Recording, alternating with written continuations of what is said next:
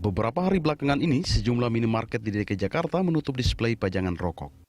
Hal ini sebagai langkah preventif mengurangi paparan iklan rokok pada anak-anak. Ditutupnya display rokok berpengaruh pada minat pembeli. Banyak pula pengunjung yang tidak terpampang. Ketua Yayasan Lembaga Konsumen Indonesia Tulus Abadi mengapresiasi langkah penutupan display rokok. Menurutnya, hal itu dibutuhkan agar penjualan rokok tidak terlalu masif. Di sisi lain, program Jakarta Bebas Rokok dimulai dengan menyingkirkan rokok di pajangan toko dan supermarket sampai menghilangnya poster dan reklame merokok. Sementara itu, Wakil Gubernur DKI Jakarta Ahmad Riza Patria mengatakan, upaya tersebut merupakan bagian dari program Jakarta Bebas Rokok. Di banyak lokasi di DKI Jakarta saat ini, mulai menutup stiker, poster hingga pajangan produk rokok di seluruh toko kelontong, minimarket, dan supermarket di kawasan itu. Upaya menutup stiker hingga menghilangkan pajangan rokok diatur dalam seruan Gubernur DKI Jakarta nomor 8 tahun 2021 dalam rangka melakukan peningkatan perlindungan masyarakat terhadap bahaya rokok, penurunan risiko penyebaran COVID-19. Dalam regulasi itu, Pemprov Jakarta menyerukan seluruh pengelola gedung untuk melakukan pembinaan kepada kawasan dilarang merokok di seluruh areal gedung di DKI Jakarta. Aturan tersebut bukan berarti di Jakarta warganya tidak boleh merokok. Namun merokok dibolehkan tetapi tidak bebas di mana saja, harus sesuai di tempat yang telah ditentukan. Dalam ketentuan seruan Gubernur nomor 8 tahun 2001, mengisyaratkan bahwa larangan memajang kemasan rokok atau zat adiktif di tempat penjualan sudah disebar sejak Juni lalu. Dalam seruan tersebut, pengelola gedung diminta memasang tanda larangan merokok pada setiap pintu masuk dan lokasi yang mudah diketahui setiap orang, dan memastikan tidak ada yang merokok di kawasan dilarang merokok. Jakarta larang pajak rokok. Maksud kami pajang rokok. Itulah topik dialog kita pagi ini dan sejumlah minimarket di DKI Jakarta mulai menutup pajangan produk rokok. Nah, hal itu diatur dalam seruan Gubernur DKI Jakarta nomor 8 tahun 2021 tentang pembinaan kawasan dilarang merokok. Nah, seruan itu juga mengimbau pengelola gedung untuk tidak memajang kemasan, bungkus rokok ataupun zat adiktif di tempat penjualan. Untuk membahasnya kita sudah terhubung dengan Ketua Umum Komnas Pengendalian Tembakau Hasbullah Tabrani. Prof, selamat pagi. Selamat pagi, Patricia. Salam sehat, selalu, Prof. Ya. Okay. Sehat, insya Allah. Baik. Prof, seruan Gubernur DKI Jakarta nomor 8 tahun 2021. Kita lihat program Jakarta Bebas Rokok dimulai dengan menyingkirkan rokok di pajangan toko dan juga supermarket. Tanggapan Anda, Prof, apakah langkah ini cukup efektif?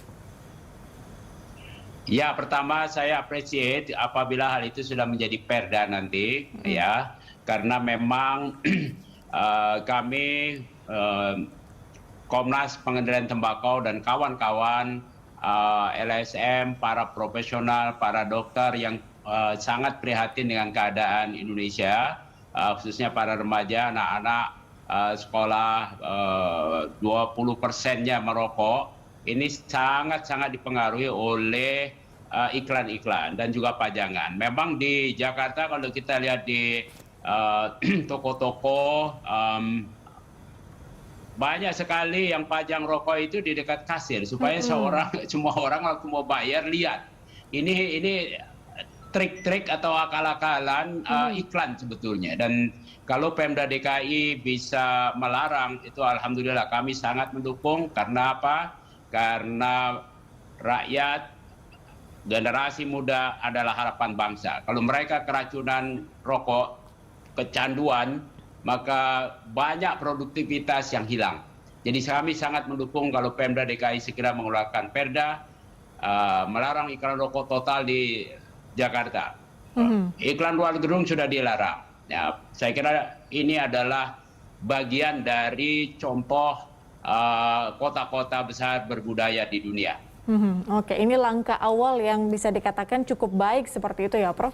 Dengan adanya seruan Gubernur ini, tentunya kita harapkan pastinya akan ada tindak lanjutnya seperti apa. Kemudian, Prof, ada sekitar kurang lebih 90 juta penduduk Indonesia yang bisa dibilang merokok, dan perharinya konsumsi rokok hampir 300 miliar. Bagaimana dengan hasil riset Anda, Prof? Ada update kah? Ya, hasil riset kami sekarang ini menunjukkan dari data-data Susenas yang kami analisis sampai tahun 2020, ternyata masyarakat Indonesia ini sudah mengalihkan makanan pokoknya dari beras menjadi rokok. Ini yang mengerikan. Kenapa? Karena belanja rokoknya lebih banyak daripada belanja beras. Ini data nasional, data statistik BPS, Ketua BPS juga sudah sampaikan keprihatinan ini. Ya.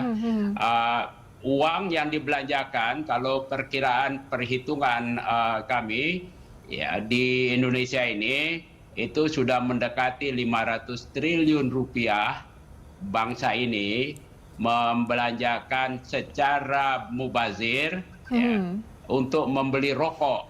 Padahal kondisi ekonomi kita masih tidak bagus. Belanja untuk makanan yang menyehatkan jauh lebih kurang daripada belanja rokok. Berarti masyarakat lebih ini, Prof, ya, lebih butuh merokok daripada makan ya, Prof? Bukan butuh, dia sudah kecanduan, sudah susah menghindar, begitu. Ya, karena rokok ini sudah kan bahan bakunya itu nikotin. Semua kajian di dunia sudah menunjukkan bahwa nikotin menyebabkan kecanduan. Jadi kalaupun dinaikin harganya, ini yang kami juga mendukung, meminta pemerintah terus naikkan cukai rokok supaya harga rokok tidak terjangkau anak-anak.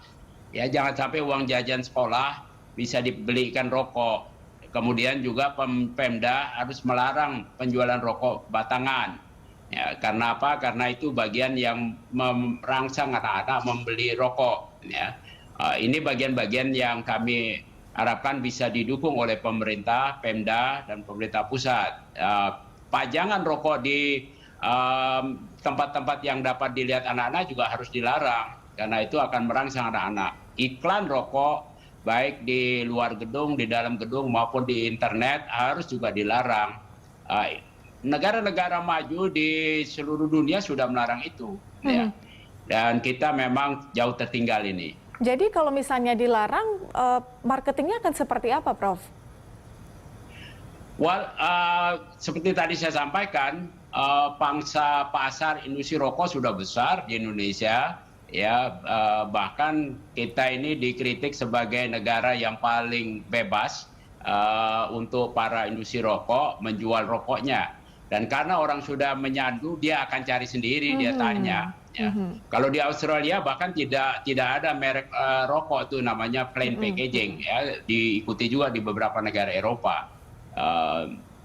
Untuk memberikan mereka yang mau merokok, ya silakan. Ya, beli silakan yang sudah dewasa, tapi tidak boleh mendorong anak-anak, merangsang anak-anak untuk membeli rokok karena akan merusak masa depannya sesungguhnya. Kebiasaan merokok ini kan selain merusak diri, ilmu kedokteran sudah membuktikan bahaya rokok terhadap diri kita dan orang lain di sekitar kita. Juga bagi industri, bagi pekerja-pekerja, kalau orang udah kecanduan, ini juga akan kehilangan produktivitas. Dia akan keluar merokok dulu, ya, karena sudah kecanduan. Saya belum melakukan atau kami belum melakukan kajian berapa jam per minggu hilang para pegawai pekerja di dalam industri karena dia merokok, berhenti dulu merokok dan sebagainya. Ini bagian yang perlu kita kaji juga. Jadi banyak sekali bahaya dan ketidakekonomisan, ya, kemubaziran perilaku merokok ini. Oleh karena itu di seluruh dunia, rokok itu sudah menjadi sebuah kegiatan berdosa. Negara-negara maju melakukan pungutan yang disebut sin tax atau pajak dosa. Kenapa? Karena memang membahayakan diri dan orang lain. Oke, Prof, salah satu faktor juga yang tidak bisa kita pungkiri adalah meskipun sudah ada seruan gubernur, kemudian juga sudah diatur tempat-tempatnya di mana bisa merokok begitu. Ada juga salah satu faktor, yaitu faktor lingkungan misalnya. Katakanlah ada anak-anak atau mungkin remaja yang kemudian mulai merokok karena memang melihat orang tuanya juga merokok dan mereka diperbolehkan juga untuk merokok. Bagaimana mengendalikan ini?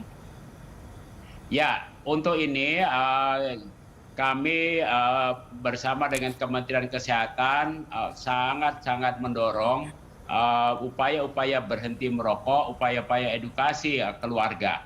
Ya. Kementerian Kesehatan sedang mempersiapkan program-program UBM namanya, upaya berhenti merokok, dengan pendidikan, menyadarkan orang tua. Memang ini bagian yang menjadi tantangan besar, bahwa para orang tua tidak menyadari bahwa perilakunya dapat dicontoh oleh anak-anaknya. Dan perilaku merokoknya tadi sudah quote-unquote mendarah daging, ya. 90% perokok itu masih di dalam rumah. Ya. Kenapa? Ya memang mereka dari dulu tidak dilindungin. Para orang tua yang ada sekarang umumnya hidup di masa 20-30 tahun yang lalu, di mana iklan rokok merajalela. Bahkan pemerintah pada zaman Pak Harto dulu, kalau kita rapat ke Binagraha, pulang bawa oleh-oleh 2 slop namanya, ya, bungkus rokok itu. Begitu hebatnya dulu polusi antara industri rokok dengan pemerintah. Sehingga kebiasaan merokok dianggap wajar-wajar saja. Walaupun sudah 50 tahun pemerintah Amerika melakukan upaya-upaya pengendalian konsumsi rokok, tapi belum masuk ke Indonesia. Sekarang kita baru dalam kurang lebih 10-20 tahun terakhir kita berusaha menyadarkan pemerintah, menyadarkan masyarakat. Tapi sudah kebanyakan masyarakat tercemar dengan candu rokok ini. Berarti Buktinya bisa dibilang apa? kita sudah Kalau terlambat kita dong, lihat Prof, atau data gimana? konsumsi rokok tahun 2007 ketika Undang-Undang Cukai diberlakukan, konsumsi rokok Indonesia dari data Bea Cukai Kementerian Keuangan 231 miliar batang. Tahun lalu konsumsinya 350 miliar batang. Jadi naik, bukannya turun dengan Undang-Undang Cukai. Ini bukti bahwa Undang-Undang Cukai belum efektif. Bukti bahwa makin banyak masyarakat merokok. Dan kalau banyak masyarakat merokok, masyarakat salah persepsi. Disangkanya merokok itu hal-hal normal saja. Nah, oleh karena itu kita memang harus mendidik masyarakat, ya perokok bukan hal normal ini merokok. Itu sudah termasuk ini, Prof, vape ya sebutannya? Yes, vape pun itu juga rokok, karena isinya juga ada nikotin, ya. Nah, nikotin itulah yang menyebabkan seseorang kecanduan. Oke.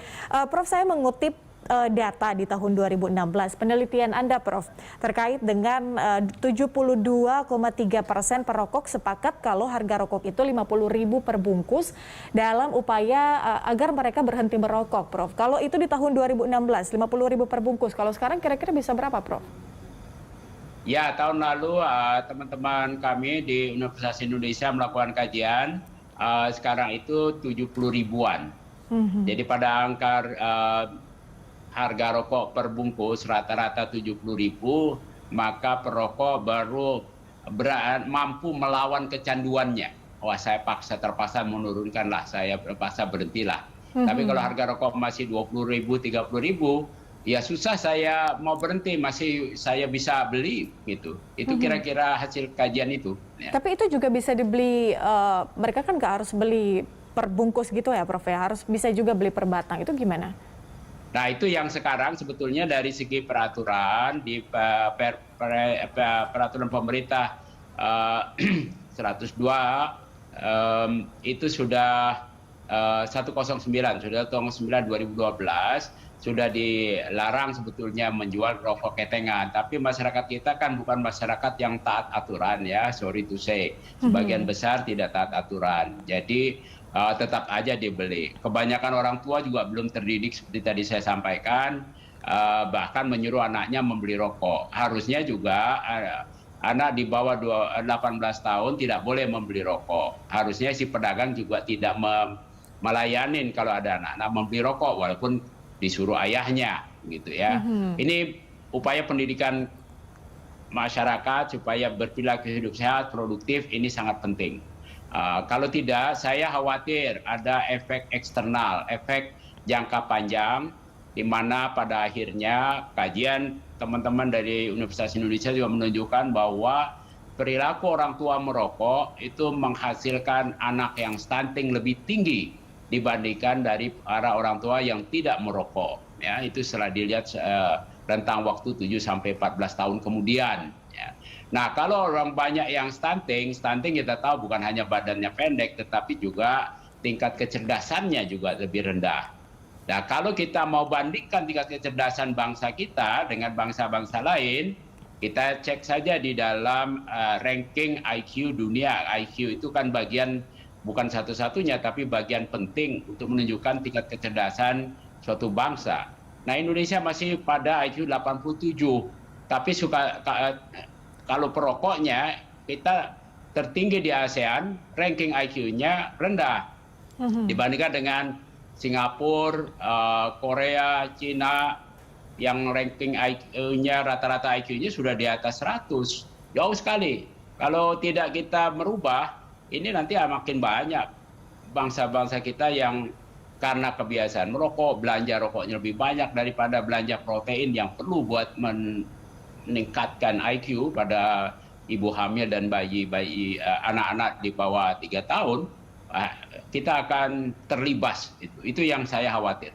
Jadi 2045 bukan generasi emas yang kita ciptakan, tapi generasi cemas. Waduh. Cemas karena nggak mampu bersaing dengan bangsa-bangsa di sebelah utara kita. Berarti memang harus ada gebrakan begitu ya untuk mempromosikan secara masif terkait dengan bahayanya merokok. Kita akan lanjutkan Prof di segmen berikutnya. Pemirsa. Ya, kita lanjutkan dialog. Kita masih terhubung dengan Ketua Umum Komnas Pengendalian Tembakau, Hasbullah Tabrani. Prof, kita lanjutkan. Jadi kalau misalnya sudah ada seruan gubernur ini kan merupakan langkah yang baik begitu. Tapi kemudian mekanisme pengawasannya yang paling efektif seperti apa, Prof, untuk pemberlakuan seruan gubernur ini? Ya, ada dua hal penting di dalam pengawasan. Pertama, pengawasan oleh pemerintah daerah. Nah, ini kami sangat mengharapkan kalau sudah ada perdanya, pemerintah daerah bisa secara aktif mengawasin. Tentu saja banyak teknik-teknik dan cara-cara yang efektif. Untuk itu, pemerintah pusat sudah menyediakan namanya dana pajak rokok daerah yang besarnya 10% dari penerimaan cukai akan diberikan kepada daerah, paling tidak 50%-nya untuk upaya-upaya kesehatan, pengendalian konsumsi rokok, penegakan hukum dan sebagainya, itu dana operasionalnya. Yang kedua adalah masyarakat sendiri kami harapkan bisa melakukan juga pengawasan, karena yang akan menjadi manfaat dari upaya-upaya pengendalian konsumsi rokok adalah masyarakat sendiri. Orang tua harus mengawasi anak-anaknya jangan sampai kecanduan, sebab sekali kecanduan dia akan merokok terus, akan sulit berhentinya, ya. Oleh karena itu ada manfaat buat keluarga sendiri.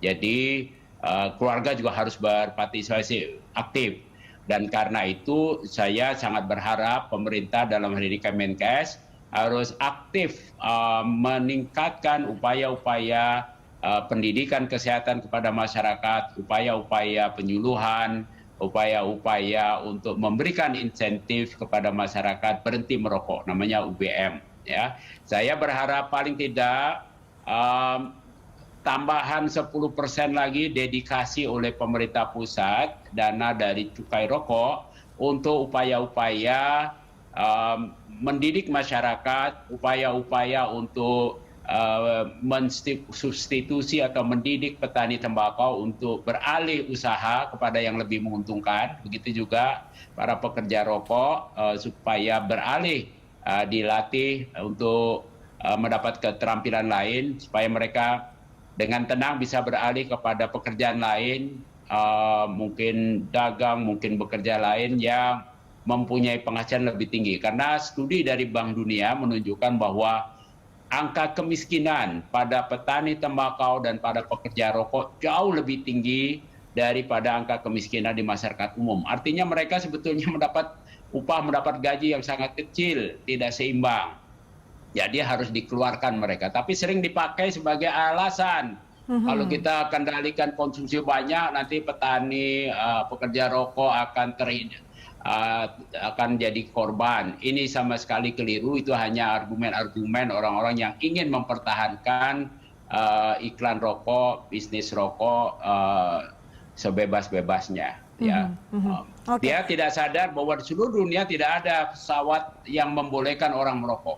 Itu bukti saja bahwa ya, rokok itu bukan sesuatu konsumsi yang normal. Kalau normal makan minum kan boleh di pesawat. Oke, Prof, di seruan Gubernur nomor 8 ini tahun 2021 ini kan mengatur terkait dengan mungkin lebih ke marketingnya kali ya kepada pengelola-pengelola gedung. Sementara yang seperti warung-warung kecil misalnya ini tidak tertera di sini seperti itu. Nah, apakah mungkin juga pengurangan penjualan rokok di misalnya minimarket atau mungkin supermarket seperti itu, ini juga cukup efektif, Prof? Ya, saya pikir banyak sekali, kalau pantauan saya, banyak sekali generasi kelas menengah. Justru yang kelas menengah ini sebetulnya mempunyai konsumsi rokok tertinggi. Kelas bawah juga masih tinggi, tetapi yang tertinggi di kelas menengah. Ya, kelas-kelas namanya kelompok kira-kira 40% di tengah, ya, yang seringkali belanja di minimarket dan sebagainya. Ini memang harus ditingkatkan. Jadi seruan gubernur tadi bukan hanya pada perusahaan-perusahaan besar, pada industri besar, pada toko-toko besar. Saya berharap nanti ditindaklanjuti dengan perda yang semakin perluas. Memang yang paling sulit adalah warung-warung yang di pinggir jalan, ya, dan di kampung-kampung itu. Banyak sekali itu ditebengin iklan rokok itu dengan spanduk-spanduk segala macam, itu harusnya dilarang. Karena itu termasuk iklan luar rokok. Nah, disinilah perlunya petugas-petugas dari Pemda untuk secara persuasif dulu menjelaskan kepada mereka untuk melarang iklan rokok, melarang menjual kepada anak-anak. Jadi ada kombinasi antara pendidikan oleh pemerintah dan pemerintah daerah dan juga aksi penertiban secara manusiawi, secara persuasif kepada masyarakat kita. Ya. Saya kira itu memang harus bersama-sama. Saya sangat prihatin, saya sering jalan kaki ke daerah-daerah yang banyak penduduk masyarakatnya, yang kelompok bawah.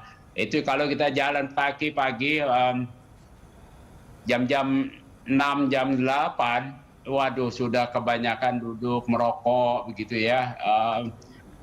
Padahal ekonominya sangat lemah, para pengendara ojek ya sudah sambil menunggu ngabisin uangnya untuk merokok, bisa habis 30.000 satu hari, padahal pendapatannya mungkin cuma 60.000, 70.000. Ini sangat menyedihkan. Ya, oleh karena itu kalau pemerintah mempunyai ketajaman di dalam melihat masalah di masyarakat, saya sangat menghimbau banyak pejabat pemerintah sering-seringlah dilihat ke masyarakat bawah, apakah hal-hal itu merupakan tindakan normal, apakah kita biarkan mereka tidak produktif dengan begitu. Kalau kita biarkan, tentu saya khawatir ke depan kita tidak kompetitif lagi dengan bangsa-bangsa lain. Oke, Prof, ini kan baru berupa seruan, Prof. Tentunya juga belum ada, artinya sanksinya juga belum diatur sebetulnya secara rinci seperti itu. Kira-kira sanksi yang cukup efektif kalau misalnya ini dilanggar seperti apa? Ya, itu tadi sebabnya saya sampaikan, saya sangat berharap, atau kami komunitas pengendali tembakau sangat berharap bahwa seruan dari gubernur ini ditindaklanjuti sampai menjadi perda, ya, supaya ada dasar hukumnya untuk melakukan tindakan yang lebih legal, lebih baik, ya, sehingga